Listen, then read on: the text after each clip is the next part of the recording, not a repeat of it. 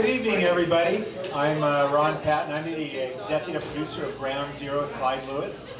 And this is another exciting episode of the Ground Zero Lounge. So welcome. I don't think we've had a Ground Zero Lounge for about a couple of months. Who's been here before? Who's been to Ground Zero Lounge?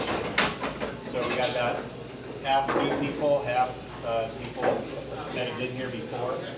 So if you don't know what the Ground Zero Lounge is about, it's about topics that relate to the parapolitics all the way to the paranormal.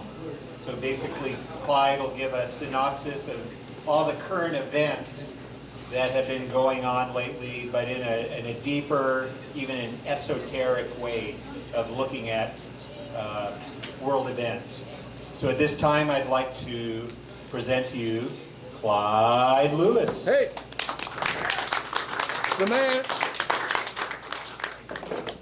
I wanted to, before I talk or speak or whatever I do here, I'm going to do a dance and maybe a little bit of a juggling act.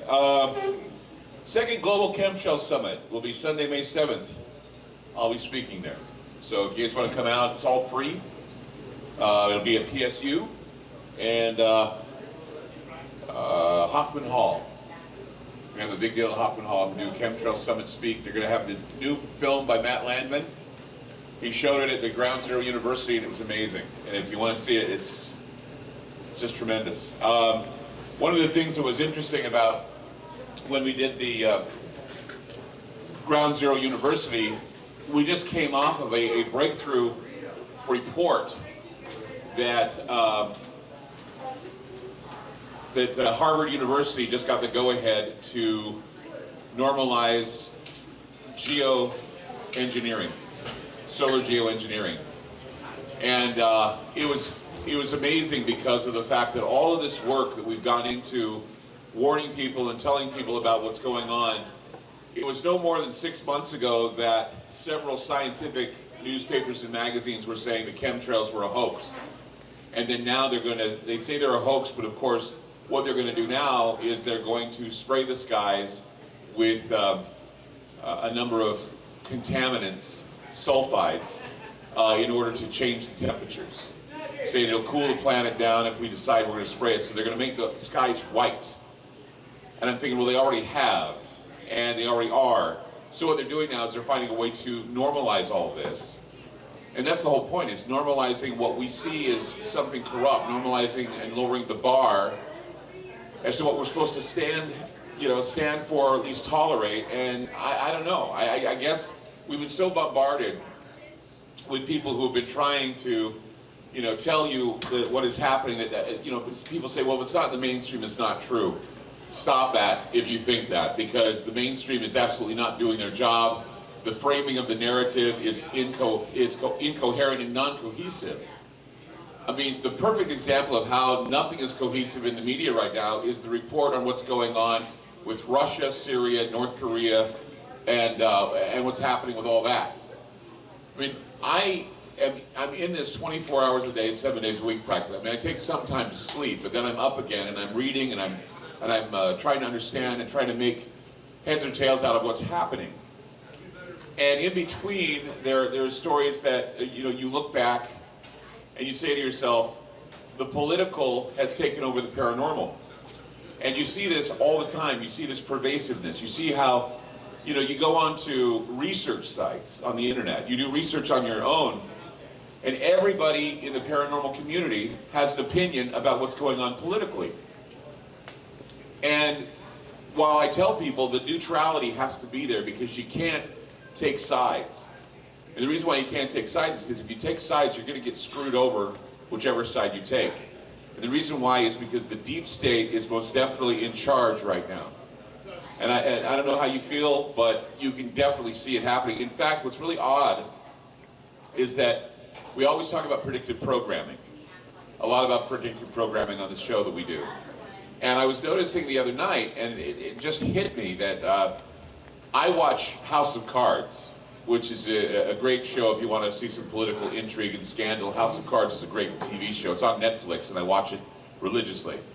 Well, when I don't watch House of Cards, I watch Scandal, which I know is a soap opera, right? I know it's a soap opera, but it's a soap opera that takes place in Washington, D.C. The president, those who are trying to cover up their crimes, all this stuff. Well, what's interesting is there's been a plot twist now in Scandal, which I didn't even pick up on until something happened last week on the show that convinced me that what they're trying to illustrate on the show is how the deep state operates. They had an election on the show Scandal, and a guy named Jimmy Vargas won the presidency. He was assassinated on the inauguration night in the show. So he gets shot, and nobody knows why he was shot. He was shot because there was a group, a man and a woman, that head up this other group, that I didn't even figure it out until they killed somebody else, that they're the deep state. They're the ones with the money. They're the ones with all the bottomless pockets that can go in and threaten people and say, you're going to do it this way, and if you don't do it this way, we're going to kill somebody. And you know, they threatened Melly Grant's son and her kids, say that you're going to be president of the United States, and you're going to do what we say, or we're going to kill your kids. And I thought a minute about that, and I thought, you know, how everybody's saying that Donald Trump's acting kind of bizarre and strange. Imagine what would happen if somebody went to Barron, or if they threatened Barron's life. I can just imagine what Donald would do if they were threatening Barron's life, or the wife of his, you know, the life of his wife too.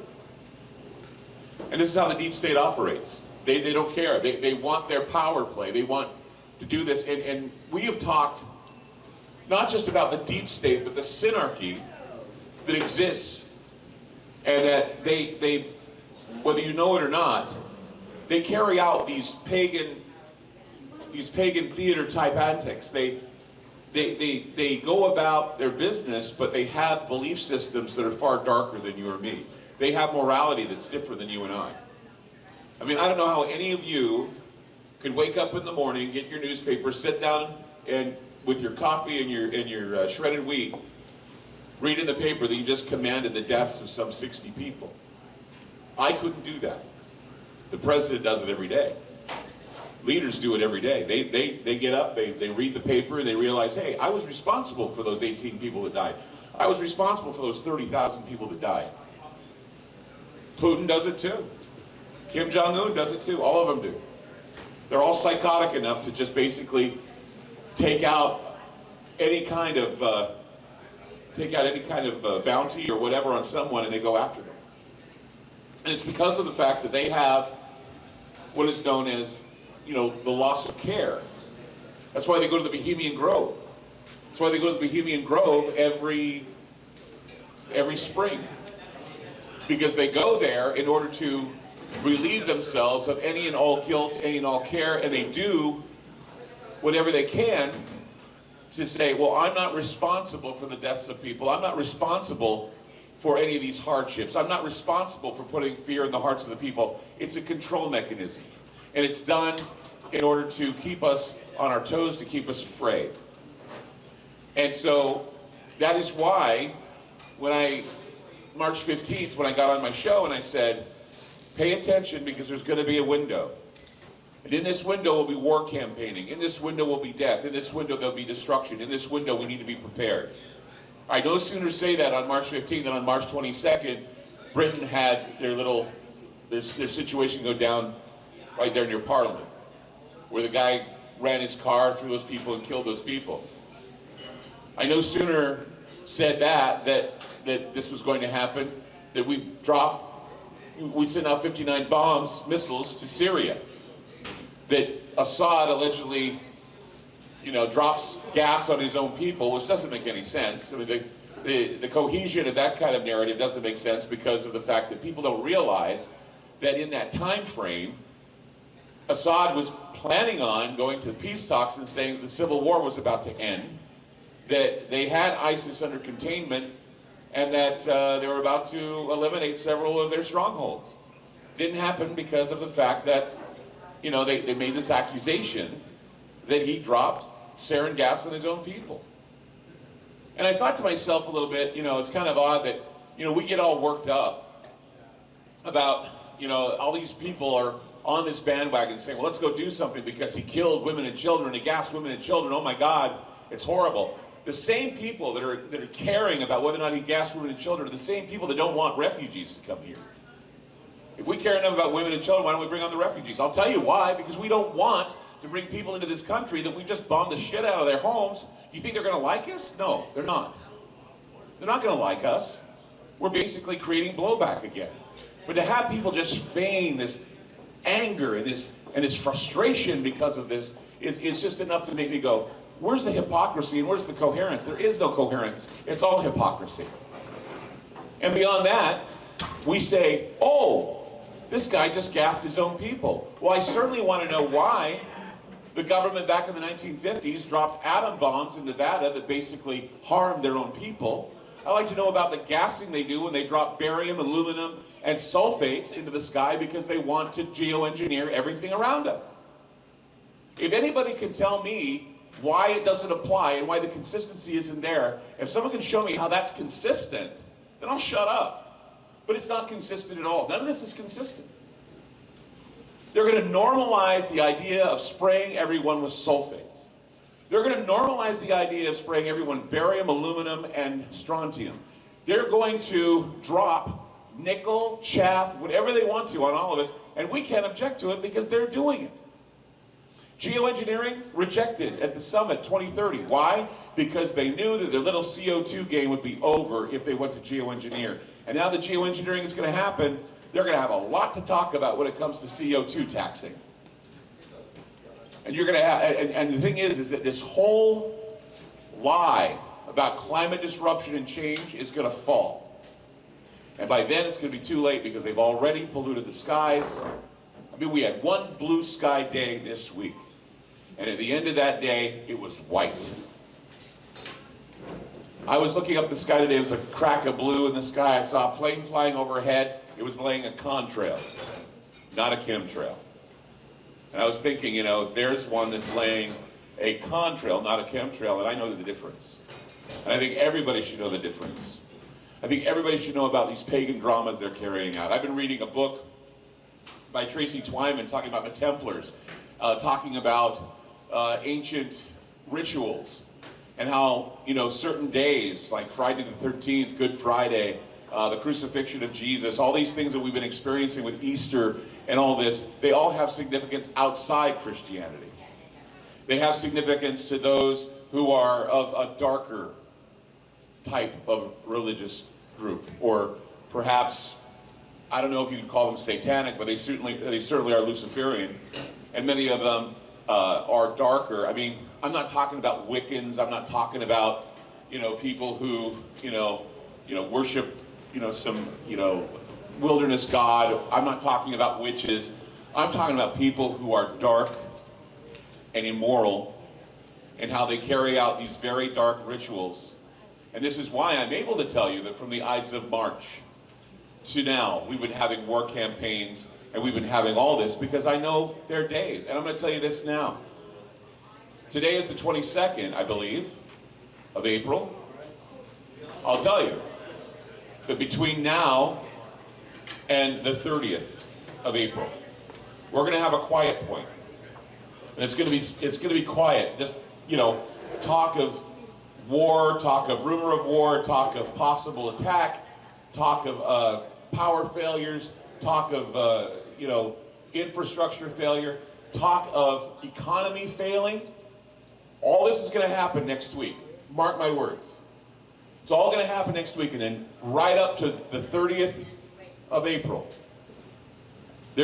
somebody important or some major event is going to happen on the 30th of April, and then immediately on May, we will wake up to the answer. May 1st, we'll wake up to the answer. Maybe even after May, we'll see some repercussions from what happens on the 30th of April beyond to May 1st.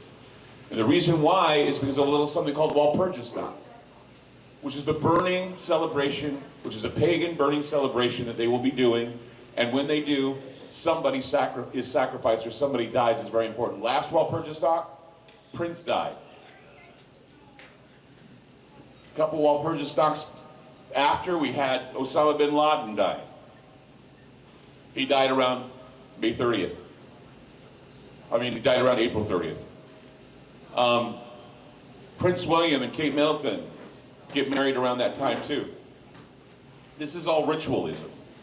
And they have their own little pagan dramas they carry out. And, you know, if you read the ancient histories, timing, numbers, places on the planet, toponymy, all of these things matter to these people. It's not what you believe. I mean, I can talk about this and people will call me and they're these Bible thumpers and they're saying, well, you know nothing about the Bible. You know, I don't care, because your Bible isn't any match for the powerful individuals who are going to basically fuck you because of the fact that they have these darker powers that they're utilizing to make you toe the line. And if you become aware of these powers, you become aware of these dates at these times, you're going to be able to prepare yourself for anything basic. You know, here's the deal. I've been talking about Operation Gotham Shield. I broke the story about Operation Gotham Shield. People in New Jersey didn't even know about Operation Gotham Shield until I started talking about it, because I got information from OSHA, I got information from FEMA, I got information from ham radio operators who were telling me, hey, they're going to do this drill in New Jersey. They're going to do it at the MetLife Stadium, and they're going to do it in New Jersey. And what they're going to do is they're going to simulate a 10-kiloton bomb going off near Manhattan in New Jersey, and that 10-kiloton bomb is going to take out power for about 120 kilometers. And so what they're going to do is they're going to shut down phones, computers, 911 calls, everything, and they're going to see how they can handle rescuing people who've been caught in the middle of a power failure because of an EMP detonation. Now here's some good timing for you. About the same time they're going to do this little drill, there's also going to be the danger of a CME hitting us. We've had 2 explosions on the sun that are hurling electromagnetic particles toward this planet. And while the magnetic field protects us, and it bows and it pops and it keeps us from getting burned to a crisp, what it won't prevent is power failures. What it won't prevent is power seizures and the tsunami of power. It won't stop telephones from not working, cell phones. It won't stop GPS from not working. It won't stop radio broadcasts from going down. So Monday, I'm on alert because I may not have a broadcast because of the sun explosions and the sunstorms. Isn't that interesting? That on the time they're going to be planning this little EMP exercise, we could all be experiencing power failures because of the CME, coronal mass ejection. Now, we had 3 power failures yesterday in 3 major cities, not connected. We had Los Angeles International Airport, they had a power failure. Subway station in New York, it had a power failure. And of course, San Francisco had a major power failure where everybody just took the day off. Some people were trapped in elevators. Some people were, their cars were stalled. They couldn't go. And it makes you wonder, like, what the hell just happened? They couldn't figure out. They said that on Larkin Street, there was a substation that was smoking. So maybe that's what caused it. But even the Con Ed people in New York were trying to figure out why that subway station shut down. I don't know much about LAX, but I do know that LAX was down for a while. So you have 2 transportation centers. You have a subway and you have an airport. Both were somebody probably standing there taking notes on how are people going to react to a power failure in an airport. How did people react to a power failure in the subway in a major city, New York, Los Angeles, and then boom, San Francisco, somebody taking notes. How did the people of San Francisco handle this massive blackout? What was happening during that massive blackout? How many stores ran out of food during that blackout?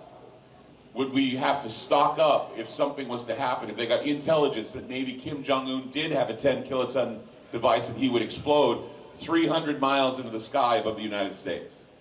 You realize that, you know, when they first started talking about mutually assured destruction, they found out later that we could have a nuclear bomb go off and no one could die. No one would have to die.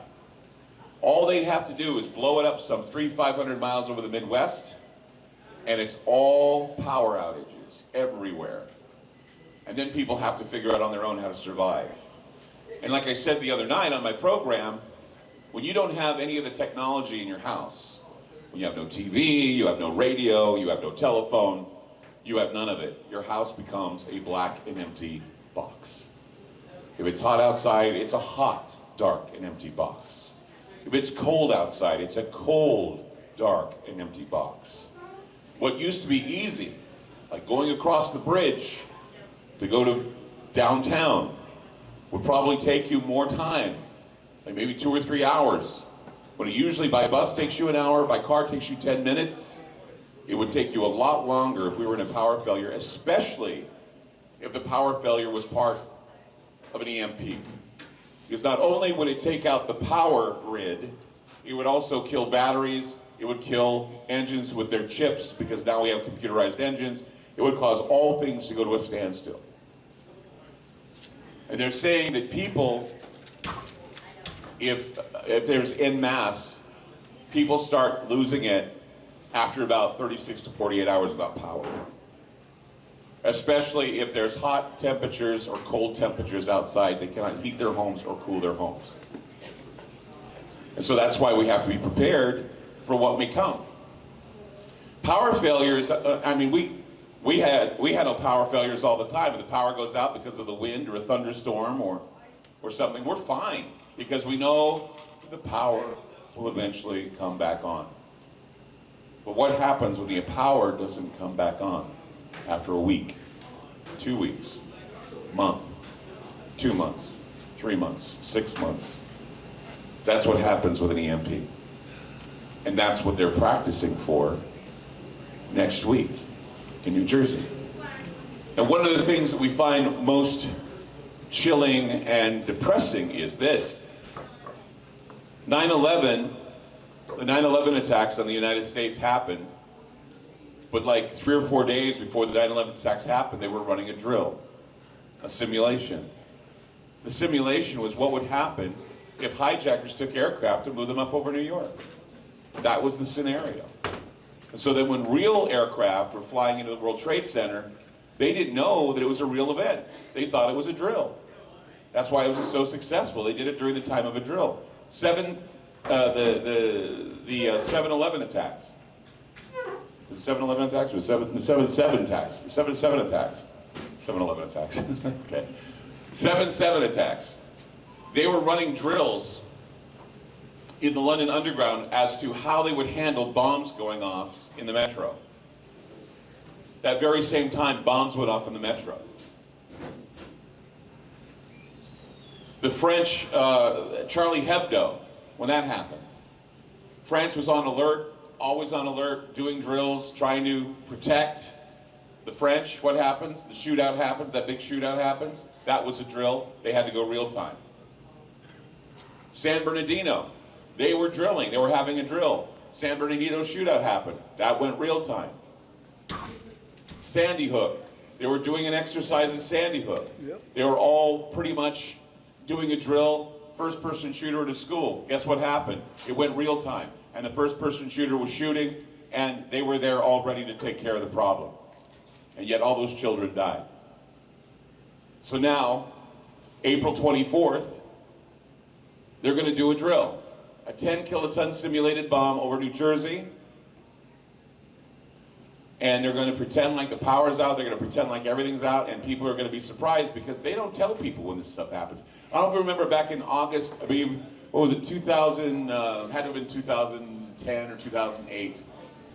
And they had black helicopters flying over Portland. Oh yeah. Remember that? Yep. We were doing a ground zero lounge at Dante's when that happened. Yep. And somebody came running in and they said, hey Clyde, there's something going on you need to see. It's what, black helicopters flying over the city. And I'm like thinking, what?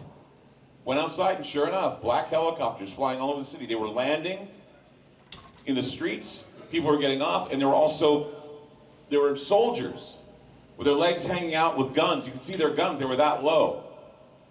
I was scared. I thought, this is an invasion, something's happening, and they're not telling us.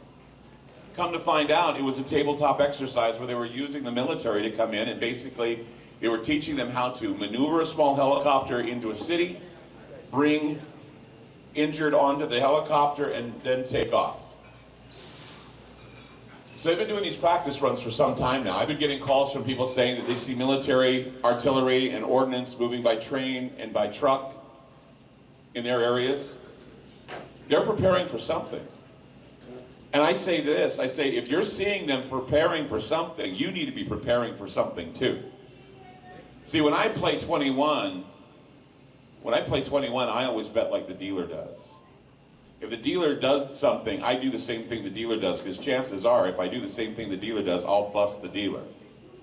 So if you look at the government as the dealer, and they have their ace showing, which they're showing now, you better make damn good sure that you have an ace, and maybe you have a queen or a 10 something underneath it. So that means prepare. That means be ready. In fact, Ron, my producer, has said he went and bought a bunch of water, so he had water in the house, because he's afraid the water will turn off. We have food in our home. I'm just wondering, just how long we would have food, because I know that I probably wouldn't be home. I would have to run out, do a broadcast. It's like the other night when I was doing a show. I was going to do a show about crop circles, and all of a sudden, 59 missiles are lobbed at Syria, and immediately I have to drop everything and talk about Syria. Talk about the rockets, talking about the bombings, talking about everything. And the next morning I wake up and find out they dropped a Moab on Afghanistan, so I have to talk about that too. Otherwise, I'll just go to coverage wall to wall from CBS. Who would you rather hear, me or CBS? And I say, yeah, I'd rather have you listen to me, because I would have a better understanding, and I'd have people talk about it rather than just talking at people and saying, oh, I know what I'm doing. And no, I want to hear what you feel. I want to hear what you feel about this, because it's very important that we discuss this. There's a dialogue, because that's the problem with the media now. They pitch to you an agenda. The agenda is constantly repeated over and over again. It's a propaganda psyop, and then when you're all done, you're like believing something that's not even true. You remember when you had that NBC guy who called into the show and was kind of giving you an account of the Syria bombing, and you were asking very direct and pointed questions? And he couldn't answer them. I kept asking him questions. So can I ask you, where is the proof that Assad gassed his own people? Well, I go, okay, but we know that intelligence is wrong most of the time. So where did you get this intelligence? Well, I go, the same intelligence that basically said that Donald Trump was in collusion with the Russians? Well, yeah, you don't know. You're just reporting it. You don't know. I mean, if you don't know, then why do you push this agenda? Because, the biggest casualty of war is the truth. You're not going to get the truth during wartime. And if somebody gives you an opposing point of view, then the narrative, that's a revolutionary act. Because the narrative is going to get you to believe one thing, because they want people to all of a sudden wake up and hate Russia, or all of a sudden wake up and hate North Korea. Because once the magic words are said, once the idioms are put out there for everybody to listen to, it changes you. And then one day, where you didn't trust your government, all of a sudden, hey, I trust my government now, because they're not going to lead me astray. They're going to go bomb those bastards. They're going to go take out those people. They're going to go take out those people. I just woke up one day and said, I hate it. When you don't even give a shit about them. I mean, China could disappear tomorrow. We'd just go about our business. We wouldn't care. Germany would disappear tomorrow. Oh, Germany's gone. Okay. But see, these people feign. They feign all this concern, women and children and people dying, and blah, blah, blah, because they want to find a reason to just get rid of people they don't agree with. That's how we are here in this country. I mean, diversity. What's diversity? And we always get told we got to be diverse. We got to be this. Nobody is really. They have their own interests anymore, because they're afraid to make controversial opinions or give controversial opinions, especially when they give a big middle finger to the media, or they give a big middle finger to the court of public opinion. Because everybody can agree that somebody's guilty, but they don't know the whole story. All they know is what the media tells them. The media wants to make people look bad. That's what they do. It's like that guy that was on that airplane, the United Airlines jet. So what happens? He gets muscled by a bunch of mall cops. They weren't real police officers. They were basically airline police. So they muscle him, they drag him off the plane, and they no sooner drag the guy off the plane than they want to justify the fact they roughed the guy up. So they put out a story saying that he had gay sexual encounters with one of his patients in exchange for narcotics. Did we really need to know that about that guy? No, but they did give that information. Why? So that you can say, well, you know, the guy's an asshole. He deserves it. They did the same thing with Miriam Carey, the woman who basically got shot and killed in front of her little baby because she made the mistake of driving through a gate check at the White House. She drove through a gate check, she backed up, she tried to get away, and when they finally cornered her, they shot her in front of her little baby. It wasn't enough that they shot her, and it wasn't enough that they chased her. After she was shot and killed, they put out a story saying she had postpartum depression and that she couldn't kick the depression she had. Now, how would you like it if you were pulled over or you were put in jail for something you didn't do, and immediately the media got a hold of it and said, well, this is the way you are. You've had this in your past and we're just going to exploit it because that will justify the fact that you got your head kicked in during a pullover. Or there's a reason why you were shot. It's because you had a drug problem like 6 years ago or 8 years ago that they wanted to bring back up again. That's how the surveillance state operates. That's how you live in a police state. That's how we are now in the United States. And it's sad. It's very sad that this is happening. But you know, it doesn't have to happen unless we say we're pissed off and we don't like it anymore. But we all have to kind of like knuckle under to all this tyranny, knuckle under to all this abuse. And I don't know why we're doing it. And when I see people protest and they go crazy out in the streets, because I was reporting the whole situation with the riots. I know that KXL got Broadcasting Station of the Year because of the reporting we did with the riots in Portland right after the election. People are protesting the wrong shit. They get all worked up about some election, but they can't even bust a move or even anything for the fact that people are being sprayed on all night long and all day long with chemtrails. We don't know if they're real or not. Really? Is there a reason why your sky's white every day? We had one day of blue sky. One day. And went white before the end of it. You know what's really odd is that I did a commercial for this chemtrail summit. They had me come in and read a commercial, and the guy who does our production at the radio station, he said to me, he said, you know, I'm not much of a believer in conspiracies, he says. I don't believe in conspiracies, but he says, you know, I'm beginning to wonder about this chemtrail thing. I said, why? He says, look outside right now. He says, it's all white, it's all gray. I said, I know, that's what I talk about sometimes on my program. And people think it's all nonsense. And, you know, it's a thankless job when you're trying so hard to get information out to people and they take you with a grain of salt because you're not part of the mainstream agenda. I got out of the mainstream agenda. I used to work for CNN. I was a reporter back in the 90s. I was doing CNN reporting for 3 radio stations in a network. They needed a news guy for the Pacific. It was Pacific, but I was in Utah, which is weird. I was a reporter for the Pacific West. And I just got tired of having to make shit up because I wasn't there. I had to do a story for Auckland, New Zealand about that little girl, that little 4-year-old girl that was flying the airplane in Colorado, and she crashed the plane. I don't remember her name. You can go back and read about that. But I filed a story, Auckland, New Zealand, pretended that I was in Denver, Colorado. I wasn't. But I got $50. I didn't cash the check. I framed it. I framed it and I said, this is a lie I told for $50. And that's when I decided I didn't want to do this anymore. I did Ground Zero. I had my news mentor come to me and he said, you're either going to have to get serious about doing real news or you're going to have to do Ground Zero. What are you going to do? I said, Ground Zero. He says, why? Why would you do that? I said, because I feel like I'm doing better news, more informative news, and more open dialogue about the things that bother people than just reporting shit that you have no idea if it's. And I just had to be honest. I just had to be honest because it was just something that I needed to do to feel good and know that when I go to sleep at night, I don't have to go to sleep with a guilty conscience. I tell people all the time, if I have to fake it, I don't have to do it. I don't want to do it. I don't have to fake it. The world is crazy enough. Things are going crazy as they are. And people tell me, well, not everything is a conspiracy theory. No, not everything is a conspiracy theory. Some people are greedy. Some people are assholes.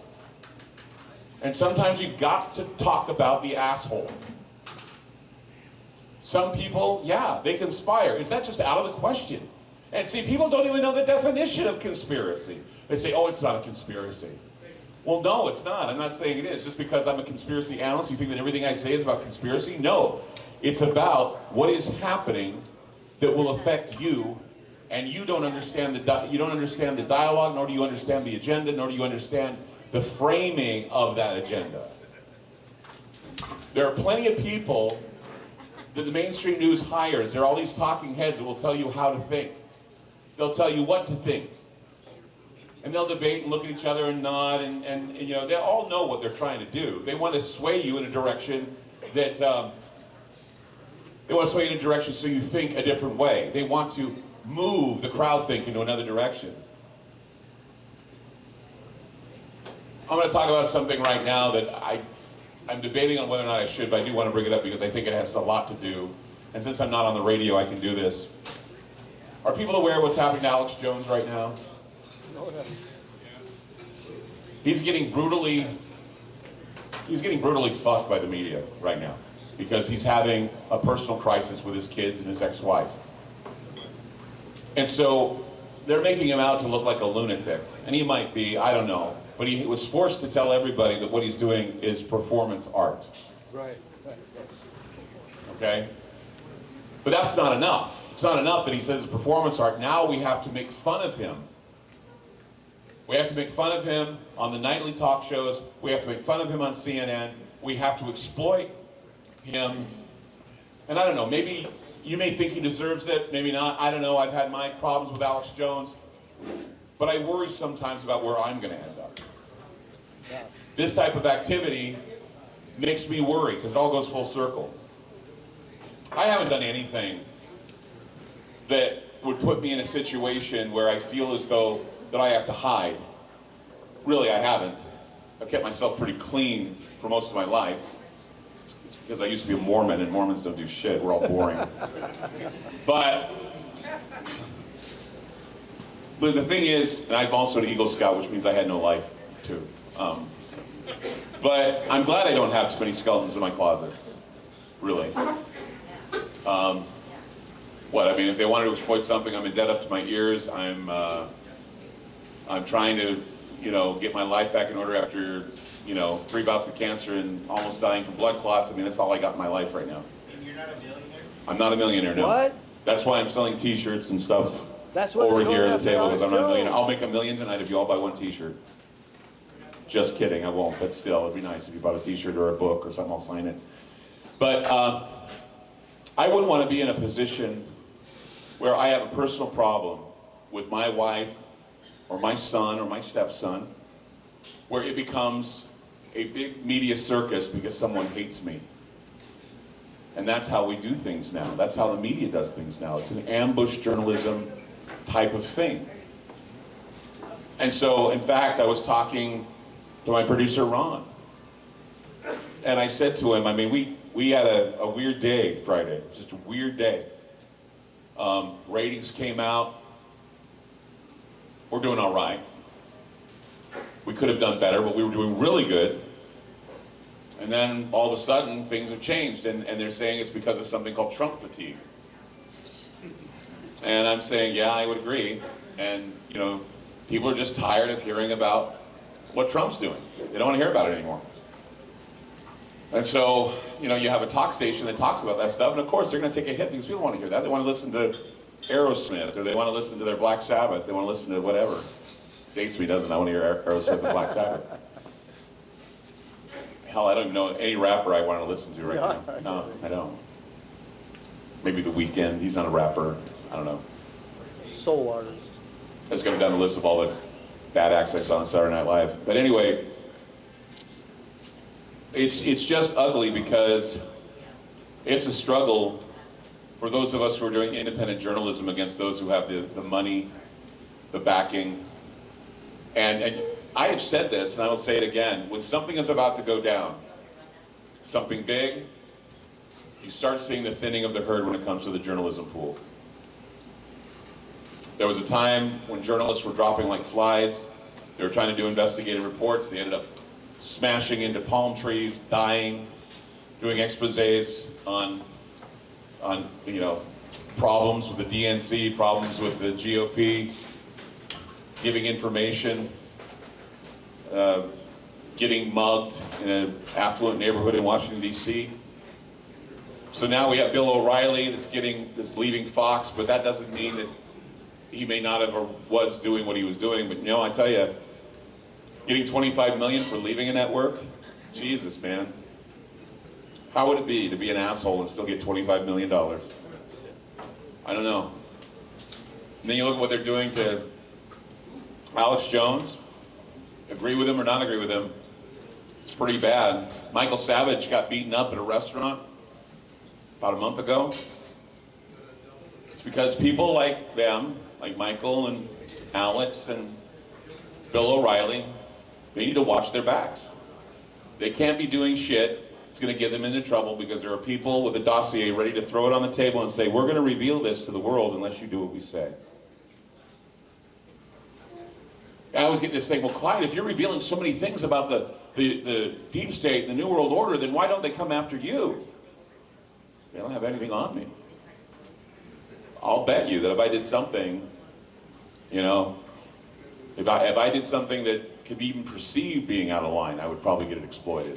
I've had people who have had, there's this one guy, and I won't mention his name, but he's had a one-man war against me because I show up on every conservative radio station in the United States. And he thinks that I am a hate-filled asshole. And, because, I complained when I was sick, I wasn't on Obamacare, all this other nonsense, and it was all political. In fact, he's the reason why on my Wikipedia page, my political views are up there. I have no fucking political views. And so if you go to my Wikipedia page and you see political views, you just have to look at that and realize that some asshole in San Diego who doesn't like me put that up on Wikipedia. And they won't take it down because this guy has got he's got a big dick that he waves around in Wikipedia, and basically he thinks he's God. And they've been debating, say, hey, this isn't supposed to be on a Wikipedia page, but since this guy has a lot of money and a lot of power, he can malign me and say things I've never said, or at least put things in context and say, well, this is what you've written about. Well, of course I've written about it because I analyze this stuff. I analyze this stuff and I deliver information based on what I've analyzed. And if I say a group of conspiracy theorists think that Sandy Hook didn't happen, then I said it. That doesn't mean that I believe that Sandy Hook didn't happen. It doesn't mean that I see that everything is a false flag. But we need to understand that when things happen, they happen for a reason. There's a book over here called The Unseen Hand by Ralph Epperson. You gotta buy that book, and I'll tell you why. Because I read that book and it changes your view on what's happening in the world. You can think that everything in history is random, but most isn't random. A lot of it's planned. Even FDR said so.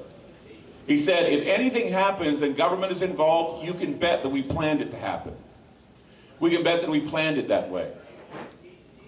I pointed that out before with the Project for the New American Century when I said, when they wrote that little manifesto about what they wanted to do and how they wanted to increase the military spending on the military-industrial complex, they wrote,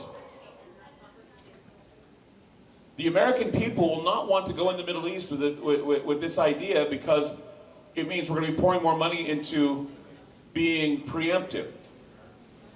And the American people won't want to be preemptive unless something like a new Pearl Harbor event would happen.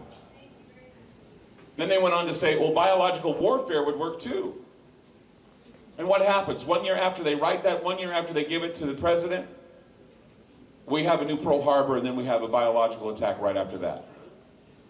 If you don't believe me, you can read it. And then you can see all the people that wrote this manifesto, and you can say they had their hand in 9/11. If a little boy was sitting in his classroom, and he wrote in his journal, I wish I could get an A, but I can't get an A. I could cheat, but my parents wouldn't want me to cheat. I could kill my teacher and make it look like an accident and then try to win over the other teacher that replaces her. If you put that in a diary or in a journal, he'd be taken out of school. He would be put in jail for intent, no tolerance. And yet we have a group of politicians that wrote their intentions with a manifesto called the Project for the New American Century, that nothing would get done unless we had a new Pearl Harbor. And we got a new Pearl Harbor. Shit got done. Patriot Acts 1 and 2. And now everything else. Oh, there'll be a sunset clause, they told us. No, we're still stuck in our human rights being taken from us. But now we've gotten to the point where we don't care because it's going to keep us safe.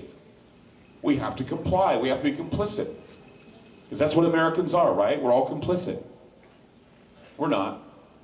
But every time I talk about this, I know I sound like a broken record. You know, I never thought that demanding that we have due process, demanding that we have freedom of speech, demanding that we have Second Amendment rights, demanding that we don't allow unlawful search and seizure, I never thought that that would make me old-fashioned. I never thought that would make me the old fogey. I always thought that something like this would be eternal and held very, very sacred to Americans, their human rights.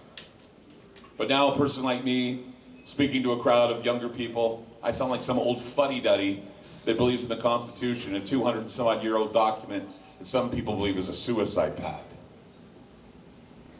I don't wear American flags on my clothing. I don't go around parading around with shirts that are red, white, and blue. I'm not a bumper sticker patriot. I'm a person who believes in history and cornerstone law. And cornerstone law is the Constitution.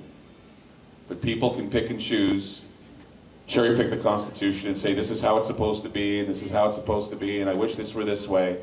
You know, back in the day, even scumbags got trials. Any more scumbags get shot. Any more scumbags, they get put into jail, and we basically open up their past files to even realize, yeah, they made a good decision to put this asshole behind bars. When he paid his price, when he did his time, oh, he's just another repeat offender, kill him. Oh, he didn't pull over, kill him. You know, just anymore, I mean, the punishment doesn't meet the crime. It just doesn't anymore. Because every time, they're going to find a way to make you a criminal. Every time the law doesn't apply to them, impunity continues with them. And I know, I can tell you right here, the deep state is in control of our government again. Didn't take long. Somebody threatened somebody, and this is why we're in the position we are in now. And it's going to continue to be an incoherent narrative. You're not going to be able to make heads or tails of it. So I am urging everyone to be a little bit more objective when they hear shit coming out of the media's mouth. Because I can tell you right now, they're manipulating the narrative and they want people confused. They want to obfuscate the issues. Because once the big deal goes down, and it may go down next week, it may not, but knowing these people who have their little dramas that they want to carry out. Hernandez? Said Illuminati. We all know he's a murderer, but Well, yeah, we know he's. what they just did to him? What they do to him? They said that he left a suicide note to his gay lover in prison. Yeah, there you go. Oh, Yeah, it's not enough that Hernandez was, you know, he left a letter to his gay lover in prison. He's already a fucking murderer. Yeah, but I mean, did he hang himself? Probably not. probably not. Probably not. If you die on appeal, then the family gets the Patriots money. What's that? If he dies in prison while he's on appeal, then the Patriots have to pay $50 million to his family. Wow. Because he's under appeal. See? But there's no conspiracies. Oh, I didn't catch that. No, there's no conspiracies. Okay, we have a little bit of time. Anybody have any questions or they want to make comments? Because I've been like rattling on. If you want to ask a question or make a comment or there's something you want to ask me that I can talk about or relate to, I'd like to hear from you. Be cool. Okay, go ahead. So, I don't know if people are on Facebook a lot anymore, which I'm not, but every time I do get on Facebook, I see these memes come up about Hitler all the time, right? About how, I don't know who's doing this, it's probably the establishment, but they keep trying to make Hitler look like a hero in all these memes. Like he was trying to kill the heirs to the Rothschild throne and all that, and keeping the Rothschild banks, the Zionist banks, out of Germany and all of Europe. And he almost succeeded, but Yeah. so and so. But the thing is, all of this weird stuff, like 20 years ago, you would have never seen anybody pumping up Hitler on a public social media forum. Well, what we have going on with Facebook is we have not only a tool to get information out there, but a tool for PSYOP. Psychological operation. One of the biggest psychological operations right now, flat Earth. Oh, yeah. People are really pushing the flat Earth thing, and it is most certainly a PSYOP. Somebody sent something to me the other day, and I wish I could send it to everybody. It was a shot of a basketball. Camera was right here, like this, on a basketball. And it said, look, no curvature, basketball is flat. It was weird, because it looked like it had no curvature. It was just a shot, and the basketball is flat. You talk to somebody who's flat Earth, and you ask them about, well, how do eclipses happen? They won't tell you. Or satellites. Or satellites, or any of that stuff. They won't tell you. They don't know. Or they'll say satellites, they don't exist. Yeah, you can easily say that all this doesn't exist. But it's a PSYOP. There are so many PSYOPs out there. The reason why they're conducting them is they want to be able to have fodder for when somebody has a story that is unconventional. They can always say, well, this person obviously believes. I've had people tell me all the time, you obviously believe that the military and that he was going to be president forever, right? No, I never said that. Oh, yes, you did. I know exactly you said that. I said, look, you can do a search on the internet. Type in Clyde Lewis, Obama takeover with military. You would never find me saying that. I said, though, that a lot of people think that. One thing that I said that didn't happen is I said that Barack Obama would be in the UN. I thought he would be the president of the UN. Didn't happen. I was wrong. Still have time. He still has time. Yeah. Not yet, but see, that's the thing, is that people expect something to be that quick. But a couple of things I've said that came true, like when the Pope stepped down, I made it in December of 2012, I said the Pope would step down. He stepped down within 3 months. He stepped down within 3 months, and it happened. This whole thing with, hey, Dave Paul. How are you, Dave Paul? Good to see you, Dave Paul. Hey, Dave Paul. Thank you. World famous, Dave Paul. If these sands could talk. No, it's good. It's really, and you also did the Bigfoot movie. What's it called? Searching for Sasquatch. Searching for Sasquatch. I got an award too, by the way. Yeah, good job. Congratulations. You got a good job. Anyway, where was I? Yeah, you know, you look at these memes, you look at the PSYOP, they get people to believe certain things, and what really gets me is, you know, I get people sending me stuff, and they're saying, what do you think of this guy and what he said? I'm thinking, who are these guys? Guys I've never even heard of coming up with conspiracy theories, and just because they got a successful YouTube channel, they can come up with the most outrageous things. I've never heard of these people. I've been doing conspiracy analysis for about 22 years now. And sometimes I get these videos of people saying, well, what about this? Who's this guy? I've never heard of this person. Just out of the nowhere, he has a following, and I'm thinking, how the hell does this guy get so much success, never heard of him, and I'm still toiling away, doing my radio show successfully, 300 stations across the country, and there's still people that wonder who the hell I am. I mean, there are a lot of people that know who I am, but a lot of people go, who the hell's he? And why should I care about what he has to say? I wish a lot more people would say that when they go to these names out of nowhere saying that, you know, the world is flat, or here's the proof, or some UFO just landed at the White House, or whatever. And people are like bothering me saying, well, what about you? What do you think of this? I don't even know who these people are. And chances are it's probably fake. Chances are it's probably there to mislead you. There are people at the CIA, the NSA, and other places who just sit down and they basically send shit out on the internet, go on Facebook to see if anybody's going to bite it or believe in it. Anybody hear the show the other night when that guy called me and said that he read a story in The Onion? I was like shaking my head, is this guy serious? Yeah, North Korea blew up a 160-pound nuclear scientist. And this guy was telling me this straight-faced. And I kept playing that Price is Right, boom, boom, boom, boom, boom. I kept playing that. He didn't get it. He's still talking to me about it and everything else. I just felt bad. I felt like, yeah. Was that guy the other night that called and he said, you know, Marlboro's coming out with marijuana cigarettes in like 3 weeks. I go, no, I think that's a hoax, sir. Oh no, man, they're like going to be 89 a pack. And I mean, all you had to do was just type into Google Marlboro marijuana cigarettes, and it says right there, it's a hoax. But people believe it, and you can't tell them, you can't explain to them, oh, this isn't real, this isn't really happening. Well, who am I supposed to believe? Well, you can make your choices. Even if I tell you it's not right, it doesn't mean I'm right either.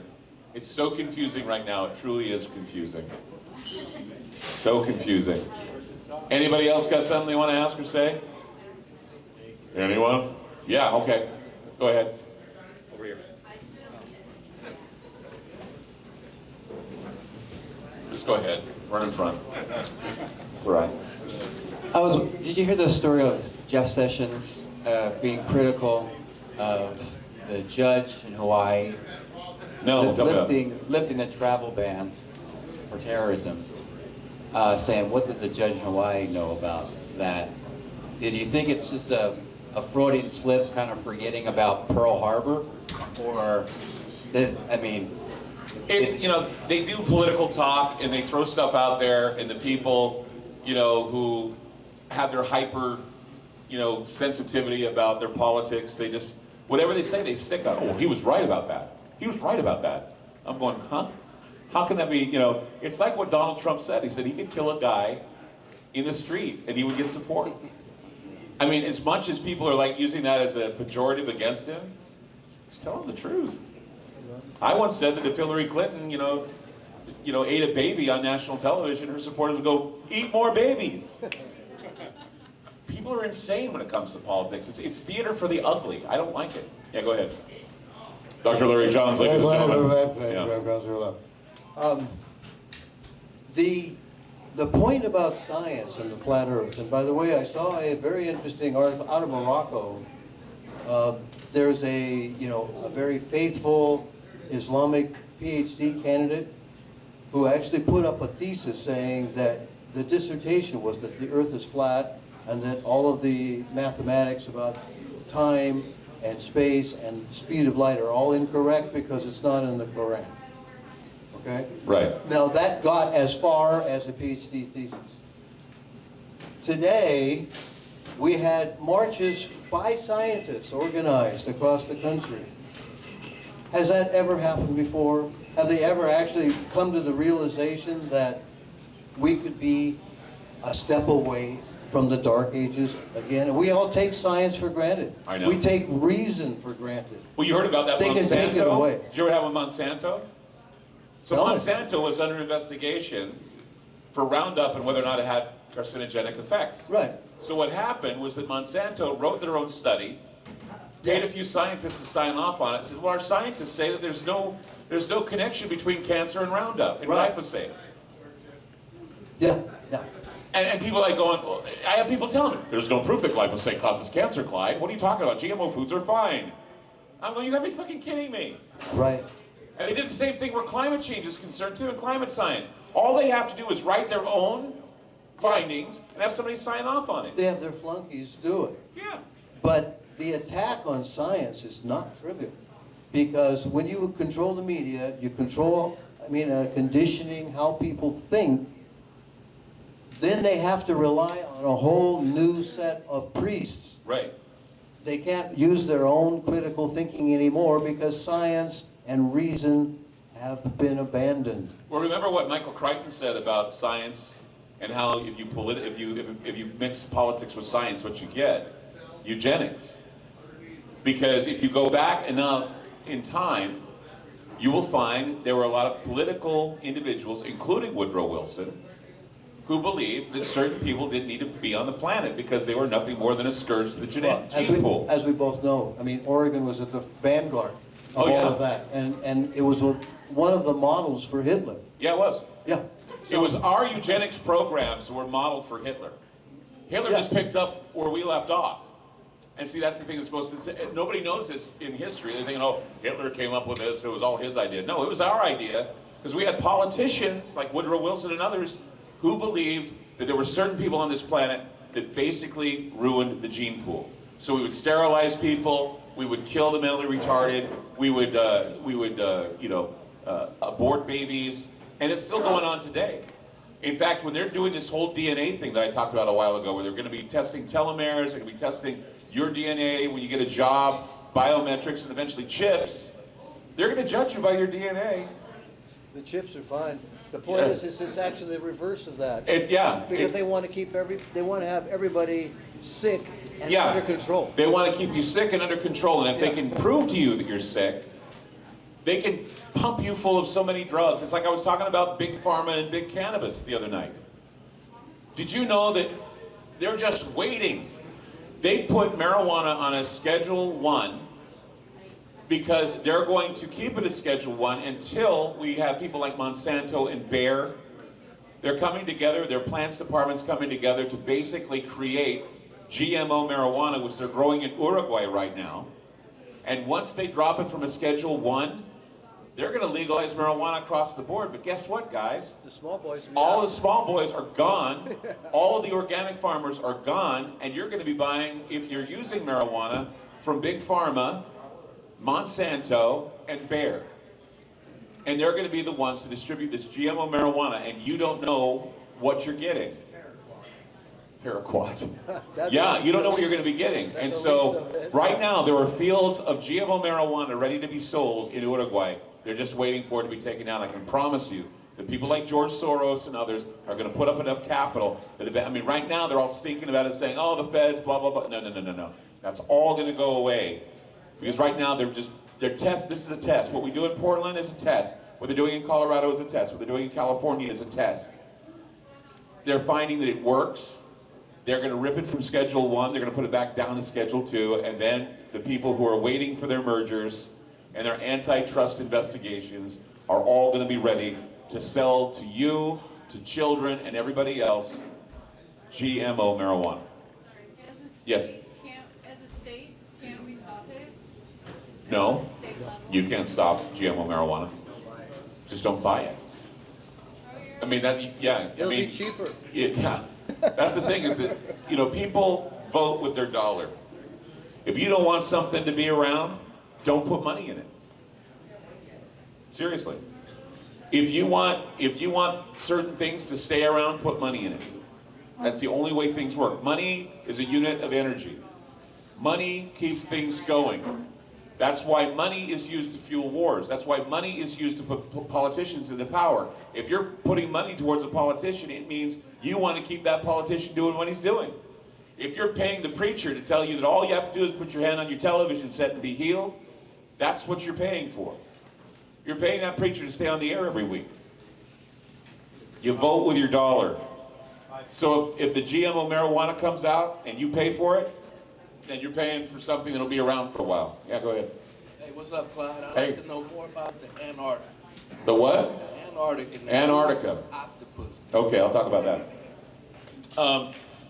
This is something that it kind of pisses me off, this Antarctica thing. And the reason why it pisses me off is because we did a show a while back where we were talking about how Russia they were basically drilling for oil in Lake Vostok in Antarctica, and they found this creature, okay? And nobody knew what the creature was. It was kept secret for a long time. What was weird is that once that creature was discovered, you had the Russian patriarch go down there, you had John Kerry go down there, you had Barack Obama go down there, we had Buzz Aldrin go down there. I could give you a whole list. James Clapper went down there. All of them went down to Antarctica. They said that the reason why the Russian patriarch went down there was to bless penguins.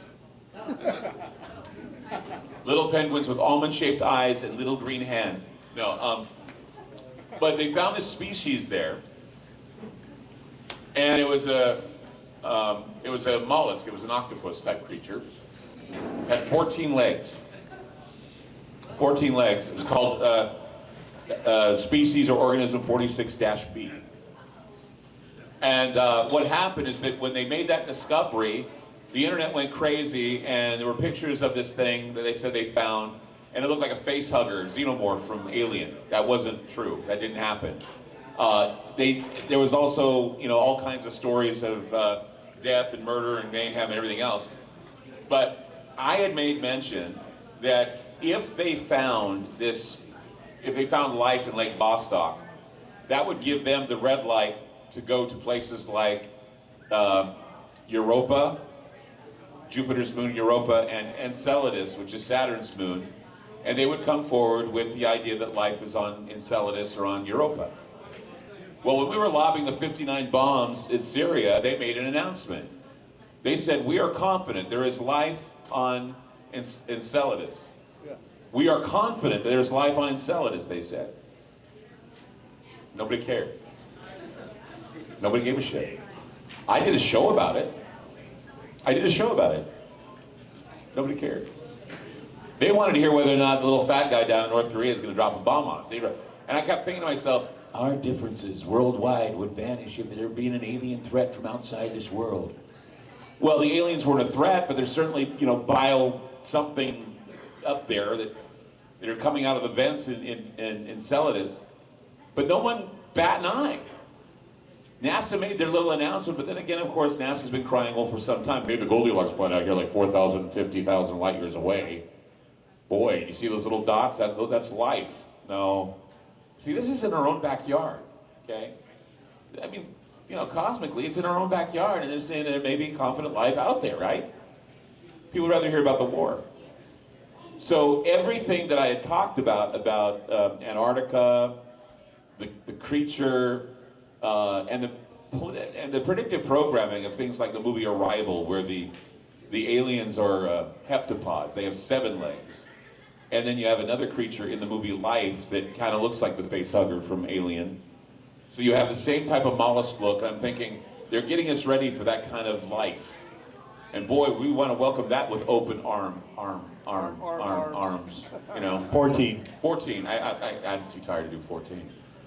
But the thing is that's what irritates me, is that I have a feeling that that NASA has kind of pushed this issue of life, and they say, hey, we're confident there's life, and everyone's like, well, whoopee, only the nerds give a shit. I give a shit, because I said in 2017 that we'd have confirmation. I said, hey, 2017 is coming, I promise you, we will have confirmation by the end of the year. I think we've already got confirmation. And I don't know who officially has to say it. I'm saying it, confirmation. But I don't know who has more clout or push or whatever can say confirmation, and everybody will go, oh my God, it happened. It's happening. No, Alex Jones wouldn't be able to do it. No. Hey, George, why don't you say the confirmation's happening? Maybe then they'll believe it. But George Norrie. Yeah. Anyway, Jimmy Church could say it too. I wonder if that would mean anything. Jimmy, you got to say something about this confirmation stuff. Because, or we got to say it together. Let's do a show together, buddy. And Contact in the Desert. Yeah, we'll do that. Contact in the Desert. He and I, Jimmy Church and I are going to be, we're good friends, Jimmy and I. George will be there too. Contact in the Desert is May 19th. What? Yeah, all 3 of you guys. All 3 of us are going to be there. It's a wonder that the whole place doesn't just fall apart. May George 19th, Norrie, May 19th to to 22nd. George Norrie, me, and Jimmy Church are going to be there. Greer's going to be there. Linda Moulton Howe's going to be there. Graham Hancock. Corey Good's going to be there. Jacques Vallée. Who I'd love to talk to. Eric. Is Eric Von Daniken going to be there? Yes, he's going to be there. Eric Von Daniken's going to be there. Who else? Yeah. Well, a bunch of people. Just a bunch of people. Brad Olson. Important people. Yeah. And of course I'll be there. Yeah. Right. Are we done? We're done. I think so. I think we're done. Thank you all for coming out to the Ground Zero Lounge. Books, shirts, hats. New hats are here, so if you'd like to pick up a hat, I'll sign anything. And a neon hoodie. 2 neon hoodies. 2 neon hoodies are left, and those are awesome. Thank you so much for coming out. I really appreciate you all coming out. I mean, the Ground Zero University was great. Having you guys here, fantastic. I couldn't ask for a better audience. You guys are all smart and wonderful, and I thank you for coming out. Thank you again for coming out to the show.